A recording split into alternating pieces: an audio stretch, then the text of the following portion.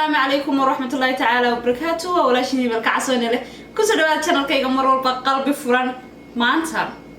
أنت في اليوم محاو كسب سيحي إن محاو عنا ضد فريدس كنا كمدا ضد ولا له هنا ضد نشعلنا هاي إن وحن ويدين إن السؤال ضد كبرشة الصوماليات مرة بدحيا لا سؤال شاسوء طلو قربها إيو ودنك كيبا ونحسن كل قفل بابا وحلي هاي ان opinion وقارة وان area قفل بابا ان سدا وحا وكجا جواب عليو ان سدا iyo daawasho wacan hadda ku cusub tahay channelkayga hay loobin in aan like garayso share garayso comment insha Allah hoos adigu soo qorto subscribe kara bam ka saadana iyaga wacayna aban urmaansantii mar walba daawasho channelkeena wakan احنا xaalaka waa eegayna qof baa waxa ku jira هلا السلام عليكم. عليكم السلام. شفيع ولا مونك سنتاي؟ والله فيعني ولا خافين. والله وفي عنا هاي إن فيديو 6 سنوات وشرت على الشافعية ولا سؤال شأن كويدين يبا وحايت هاي إن هرت ديار متاي خفي قبلنا وقته. ديار ما أوكي سؤال شأن كويدين يا ولا وحايت هاي إن maxaad isleedahay qurbaha iyo wadankii keeba wanaagsan qurbaha iyo wadankii keeba wanaagsan wala horta fikirkayga anigu waxa wanaagsan wadankeena sababtana i raaci walaa sababtuna waxa weeyaan dee wadanka malihiin dad baa hagaajistay sax baynu nagu leenahay sax kan weeyaan inaynu wax ka dhigno sax marka jawaabtaada waxa weeye wadankii baa wanaagsan in sida ay dadka kale wadanadooda u horumariyeen baa waxaan jeclaan anaguna inaan wadankayga u horumarno sax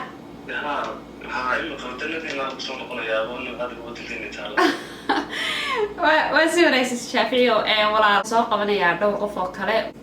haddana waxaa soo qabanaa qofkii labaad qofkaasi shaafici buu ahaa su-aashaana si fiican buu uga jawaabay halo cabdisamed ولا ما في عنتها ولا شيء شرطة ولا سنة هاي ولا سيتاي ده ملاوذ هرودا ما يما صوتي ده والله اوكي ان فيديو 6 سنوات ugu jirta een casabada su'aasha caawa meesha taalaba waxay tahay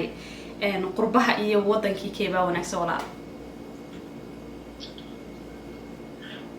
والله wadankii qurbiga keen loo siyaa isbarbarkii labada dhinac صح ولا wadankii horta burbur badan markaad laba qaybood baad u eegaysaa xaaladda amni ahaaneed iyo xaaladda dhaqaale ahaan baad u kala qaadaysaa صح dhaqaalaha amniga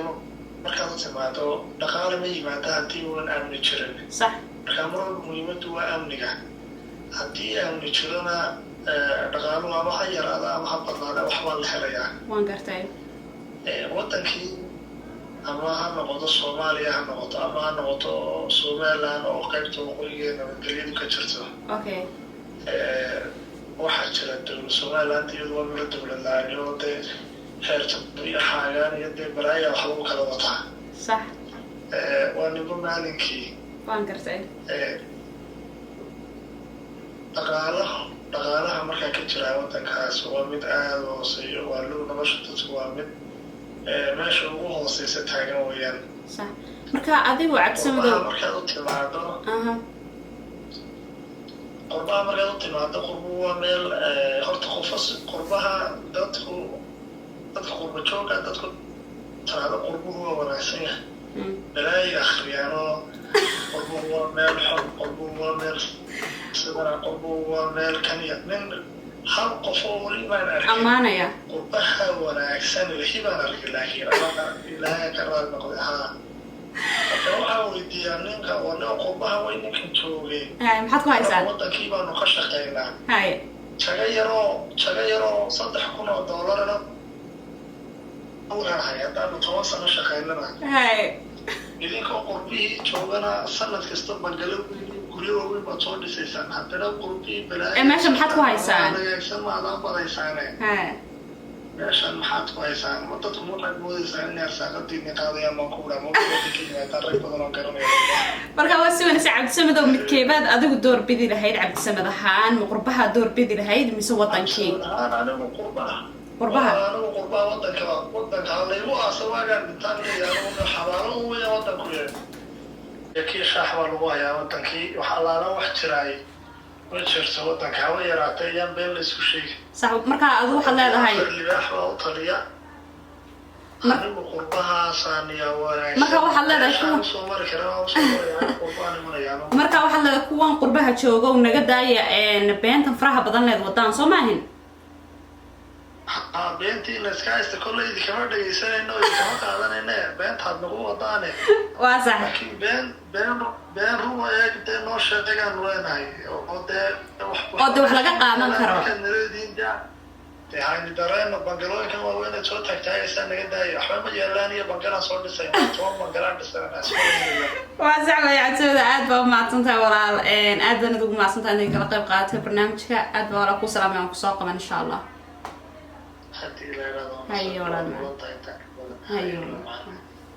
qof walbaaba wadankiisa hooyo uu jecel yahay laakiin wadankii maadaama ay ka jirto maxaan ku rahdaa dowlad la-aan iyo burbur uu inagu dhacay waxa uu yidhi anigu waxaan doorbidi lahaa inaan ku noolaado halkan iyo qurbaha bal waxaan soo qabanayaa qofkii saddexaad mirahuna barnaamijkii baan duubayaa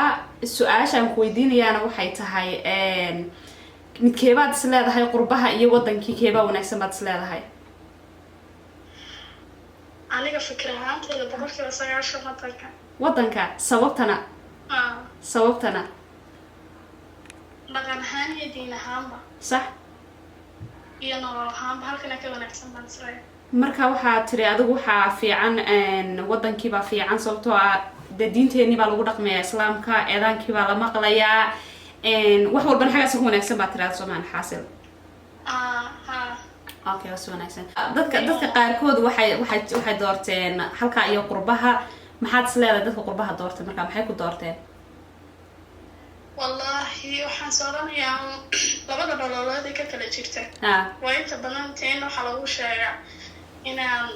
kadib dhacsanahay dadka horumarkooda taasna waa xaqiiqda jirta horta kolleyda sax marka waxaad is leedahay adigu qofku isagaa isgaarsiin karaa muhiim maaha meeshuu joogo okay waayo shaqayn baytan aan ku jireen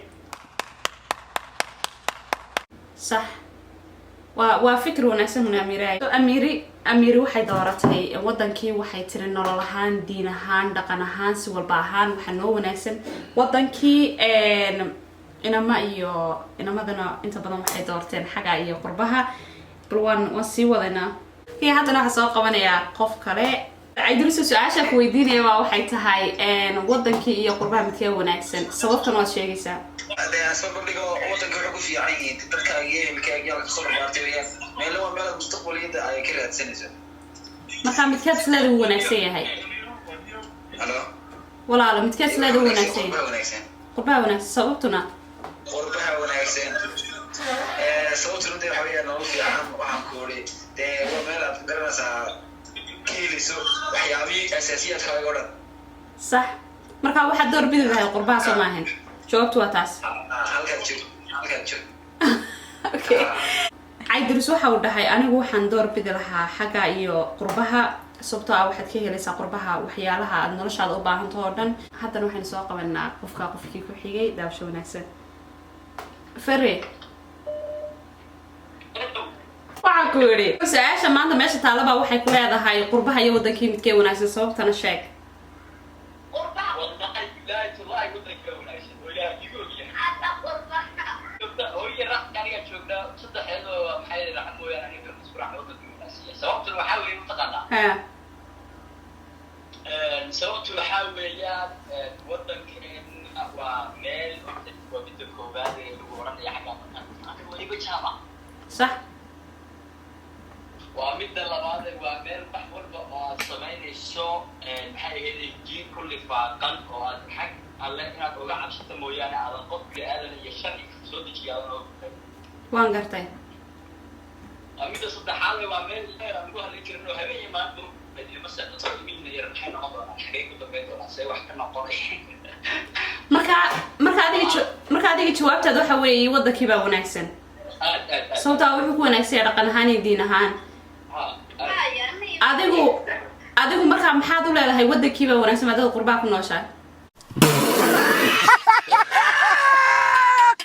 anigu qurbaa maadaama ku noolahay okay marka hore saan moodayay iyo sana tasmin ma sudan seeraale sudan seeraale marka yurubka waxaan arkay biiri dad tuugsanaya meel fadhiyo waa la yaabay markaan maalmood magaalada u baxay tuugsanaya ama shaqo soo dira maan $2 sikiyo wadankiina inaan anigu ama gaarka iskaga biyo ama u shaqeeyo wuxuu ku dhaano waayay wadankeena oo kaas dadkeena way tuugsadaan xagga markay joogaan xaggana tuugsanaya waarkasa marka dad asxaab fara badan oo hadda wacay oo kamid ah friendskeenu waxay dhaheen waxa wanaagsan qurbaha qaarkoodna waxay dhaheen waxa wanaagsan wadankii so dadka yiri maxaan ku dhahay qurbaha wanaagsan waxay dhaheen dadkiina qurbaha joogo waxaad nagu tiraadaan qurbaha xun haddana maalin walbana waxaad wadankii kasoo samaysataan maxaan ku rahdaye bangalooyin iyo dukaane iyo waxbaad kasoo furataan future fiican baad wadankii kasoo samaysataan anagu haddaa wadankii joognana waxaadna leedihiin waxa wanaagsan wadankii marka maxaad ku odhan lahay dadkaas adigu waxaan odhan lahaa okay nimco walba nusqaanteeda leh xoogsiiyo chance waan haysanaa wadankeennaba haddii la yidhahdo laakiin halkan waxay kaga fiican tahay wadankeena fursadda ilmaha yar waxbarashada ay helayaan iyo in maxay ahayd qofkaasi marka uu qof waxbarashadiisa dhamaystiray noqonayo qof 100% inuu shaqo tagi karayo marka adigu waxaad leedahay wadankuna wuxuu ku wanaagsan yahay dhaqan ahaan iyo diin ahaan iyo dadkaaga ku garanaya magacaaga oo saddexan xaggana waxay ku wanaagsan tahay leedahay future ahaanta future ahaanta way ku wanaagsan tahay dadkii waxay u malaynayaan markaan dhacno kubiyo wadankii waa fiican in xaasiliyo qaar wax go'nay maxaad loo xaasilisa anaaba u arkaba taasi marka waxa weeyaan ma xaasilay laakiin qofka Afrika jooga sida uu moodaya ma aha dibadda markaan Afrika jooga waxaan moodi jiray dibadda markaan saa u tago in aan noqonayo qof isaga iyo reerkiisa iyo cid walba oo ku xeeran maxay ahayd kaafin karaya milyaneer bas ma soo noqonayso qurbaha waxay sii milyaneer u yahay cid walba saasi ka dadka inta daawada iyo qurbaha waxay aaminsan qurbaha qofku inuu milyaneer noqonayo okay laakiin waxa weeyaan meel walba shaqo iyo wax aad qabsato bay wax kugu noqonayaan walow chance-ka shaqada xagga wadankeena xaggana ay kaga fiican tahay taan way rifeynaa in wadankeena maalin inoo noqdo mid dayartiisa kasoo saaray inuu laga shaqaysan karayo marka adigu waxaad leedahay wadankiina wuu wanaagsan yahay qurbuhuna way wanaagsan yihiin laakiin qof walba meesha uu joogo sidaas ka soo saari kara qurbaha wax wanaagsanaa kama sheegsidba yaa anaga hadii la celinayo inta laga bixinaysa adaa iga soo reeyay 3 sano iga bixin karo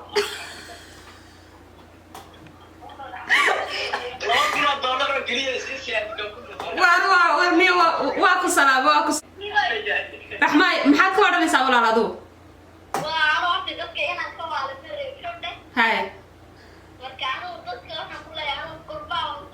waad ku haysataa haye waaye waanu sheegaynaa raxme iyo fare iyo hooyo isla fadhiya hooyana waxay tiri waxaa wanaagsan wadankii ama xagga qofka siduu uga faa'iidaysto farana waxa uu dhahay waxaa wanaagsan wadankii qof walbaaba wuxuu leeyahay opinion u gaara kolay intaas iska gabagabaynaa barnaamijkeena aad baad mar walba ugu mahadsantihiin daawashada channelkeena intii qof halkan igala qayb qaadatay video maantana waxaan leeyahay walaalayaal aad baad u mahadsantihiin aad baan nii jecelahay aad baad naguna u mahadsantihiin